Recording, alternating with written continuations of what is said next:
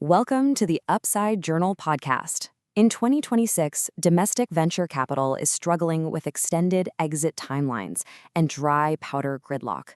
Yet, a sophisticated layer of cross-border diaspora business networks is quietly unlocking predictable, counter-cyclical returns in AI and climate tech. Today, we're breaking down the hidden alpha traditional funds are missing. And honestly, a massive piece of that hidden alpha comes down to sheer operational execution. We're talking about how high-performance CEOs structure their weekly leadership meetings to transition completely from reactive status updates to a high-velocity decision-making cadence. Because right now, the traditional executive meeting is fundamentally broken. So let me ask you a question. Is your calendar quietly becoming your strategy?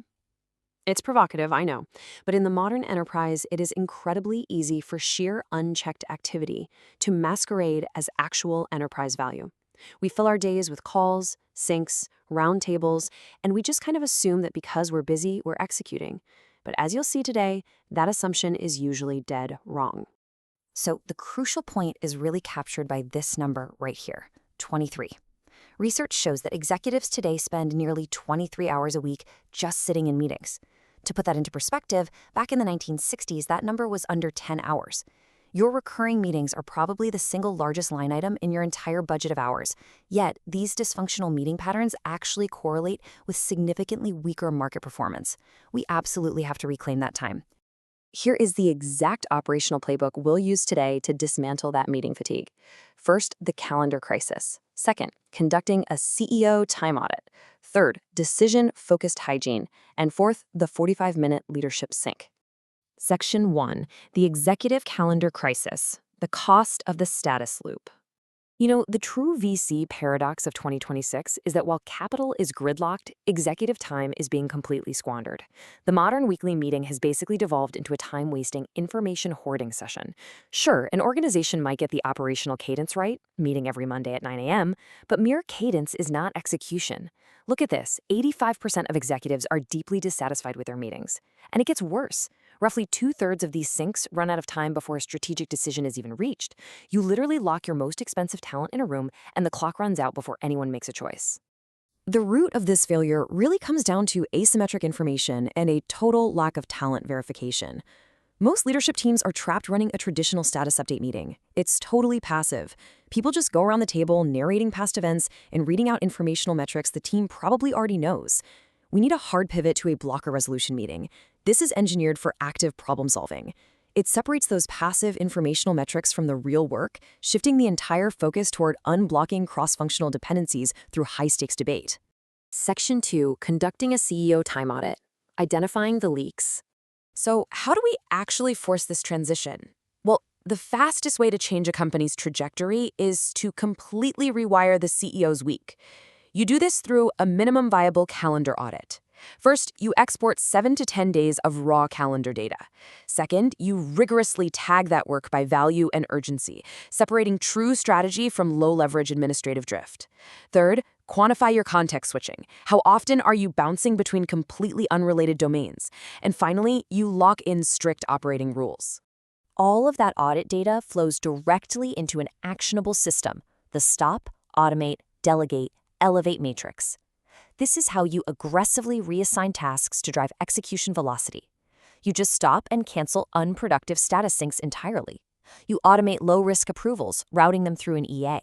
You delegate ownership to a single directly responsible individual, or DRI. And finally, you elevate your own focus, meaning you ruthlessly protect your deep work maker blocks. Section 3, designing decision-focused meetings, institutional hygiene. Right, so once you've zero-based your calendar and cleared out the administrative drift, you have to make sure the meetings that actually survive are highly productive. Enter the IDD standard. Inform, discuss, decide. By stating a meeting's exact purpose right at the outset, you completely prevent agenda drift. More importantly, it forces every single passive inform item entirely out of the room, pushing it into asynchronous pre-reads. And this brilliantly illustrates the absolute necessity of pre-read discipline. Amazon's famous 6-page memo philosophy basically banned passive slideshows for a specific reason. Bullets let you hint at an idea. A sentence forces you to actually have one. If you want serious, high-stakes debate, you need a repeatable flywheel framework for rigorous pre-reads. You simply cannot have a presenter doing the thinking on behalf of the executives in the room. Okay, so when you finally reach the decide phase, who actually makes the call? This is where you deploy the rapid framework. Recommend, agree, perform, input, decide. Clarifying exact decision rights and roles before anyone even opens their mouth is absolutely crucial. It completely cures that frustrating phenomenon where past decisions are constantly reopened just because someone felt they weren't consulted. And speaking of who gets a voice, remember the rule of 7. For every single person you add to a meeting beyond 7 attendees, decision effectiveness drops by roughly 10%. So if your leadership syncs are sprawling out to 9, 10, or 12 people, you're no longer facilitating a decision output, you are literally just hosting an audience. Section 4, the 45-minute leadership sync, the execution playbook. Okay, let's dive into this minute-by-minute architecture. Take a complex, fast-moving environment, like managing a climate tech supply chain. You need extreme precision. Look at how tightly engineered this 45-minute window is. Minutes 0 to 5, priority confirmation. You anchor the room to 3 to 5 key priorities, establishing your leading indicator reviews. Minutes 5 to 20, blocker surfacing. Leaders explicitly identify what's stuck. Minutes 20 to 35, decision resolution. We're talking constrained exception escalation here, addressing only the items requiring active choices. And crucially, minutes 35 to 45, the completion check, verifying last week's execution. If you deviate from the strict operational rhythm, you are going to crash into some brutal failure modes. You'll slip back into the status loop or suffer the silent blocker where dependencies are hidden until they blow up. You'll hit priority drift or simply fail to check completion. Make no mistake, the CEO's own clinical behavior in the room is everything. If you don't embed this discipline into every single gathering, the team instantly learns to treat the meeting as completely non-binding theater. So how do you actually verify this high-velocity cadence is working? You measure the decision output. The ultimate execution metric for a weekly sync is a completion rate of 70% or higher. That means over 70% of last week's commitments are verifiably done when you sit down today.